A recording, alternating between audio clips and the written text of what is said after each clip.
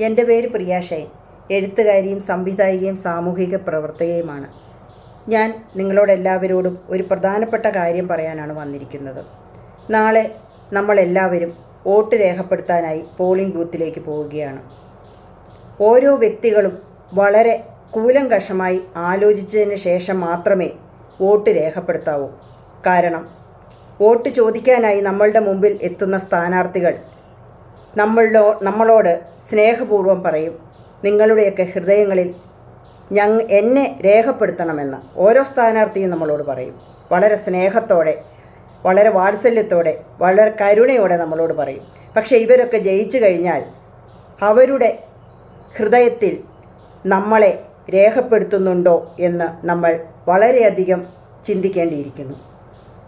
ഓരോ സ്ഥാനാർത്ഥിയും നിസ്വാർത്ഥമായ സേവനം ചെയ്യും എന്ന പ്രതീക്ഷയോടെയാണ് നമ്മളേവരും വോട്ട് രേഖപ്പെടുത്തുന്നത്. നാടിൻ്റെ വികസനവും രാജ്യത്തിൻ്റെ വികസനവുമൊക്കെയാണ് നമ്മളെയൊക്കെ വീണ്ടും വീണ്ടും ജീവിക്കാൻ പ്രേരിപ്പിക്കുന്നത്. ഇത്രയും വളരെ കൃത്യതയോടെ ഞാൻ പറയാൻ കാരണം എൻ്റെ ജീവിതത്തിൽ നിന്നുള്ള അനുഭവമാണ്. 90 വയസ്സുള്ള എൻ്റെ അച്ഛനും വാർദ്ധക്യത്തെ അഭിമുഖീകരിച്ചു കൊണ്ടിരിക്കുന്ന എൻ്റെ അമ്മയും ശയ്യാവലംബരായി കിടക്കുന്ന സാഹചര്യത്തിലാണ് 2 വർഷം മുമ്പ് ഒരു ബന്ധു കൂടിയായ അവർ വന്ന് എൻ്റെ അച്ഛനെയും അമ്മയെയും വളരെയധികം നിർബന്ധിച്ച് വയ്യാത്ത അവസരത്തിൽ ഒരു ഓട്ടോറിക്ഷയിൽ കയറ്റി വോട്ട് രേഖപ്പെടുത്താനായി കൊണ്ടുപോയത്. ആ പിതാവ് 2 വർഷത്തിന് ശേഷം മരണപ്പെട്ടപ്പോൾ ഈ ജയിച്ച അവരെ വിളിച്ച് തൊട്ടയൽവക്കത്തുള്ള ഒരുപാട് പേര് പ്രിയ ഷൈൻ്റെ അച്ഛൻ മരിച്ചുപോയി എന്ന് പറഞ്ഞപ്പോൾ അവരോട് പറഞ്ഞ ഒരു വാക്ക്, എനിക്ക് സമയമില്ല അവിടെ പോയി കാണാൻ എന്നാണ്. ഇങ്ങനെയുള്ളവർ വിജയിച്ചാൽ നാടിനെന്ത് സുരക്ഷയാണുള്ളത്? രക്തബന്ധത്തെ പോലും തിരിച്ചറിയാത്ത സ്ഥാനാർത്ഥികൾ വിജയശ്രീലാളിതരായി രാജ്യത്തിലൂടെ നടന്ന് പോകുമ്പോൾ കണ്ണു നിറഞ്ഞുകൊണ്ട് നമുക്കൊക്കെ നോക്കി നിൽക്കാനേ സാധിക്കുകയുള്ളൂ.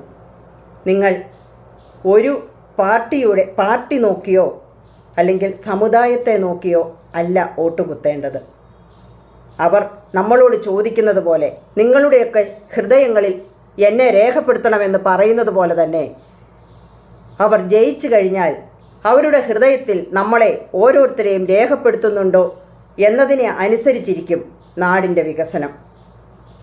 അതുകൊണ്ട് ഒരു സാമൂഹിക പ്രവർത്തകയായ ഞാൻ എൻ്റെ അനുഭവത്തിൻ്റെ വെളിച്ചത്തിലാണ് ഇത് പറയുന്നത്. 91 വയസ്സിൽ അല്ലെങ്കിൽ 92ാമത്തെ വയസ്സിലേക്ക് കയറുമ്പോൾ എൻ്റെ അച്ഛൻ മരിച്ചപ്പോൾ, അതിനു മുൻപ് ജീവിച്ചിരുന്നപ്പോൾ മൃതപ്രായനായ അദ്ദേഹത്തിൻ്റെ വോട്ടിന് വിലയുണ്ടായിരുന്നു. മരിച്ചുപോയ എൻ്റെ അച്ഛന് വിലയില്ല. അപ്പോൾ ഏകദേശം കാര്യങ്ങളൊക്കെ നിങ്ങൾക്ക് മനസ്സിലായിട്ടുണ്ടാവും. ഏതൊരു വിഭാഗത്തിലുള്ള ഏതൊരു നാട്ടിലുള്ള ആൾക്കാരായാലും നിങ്ങൾ ആരും പാർട്ടി നോക്കിയോ കളർ നോക്കിയോ സൗന്ദര്യം നോക്കിയോ സമുദായം നോക്കിയോ ജാതി നോക്കിയോ ഒന്നും വോട്ട് രേഖപ്പെടുത്തരുത്.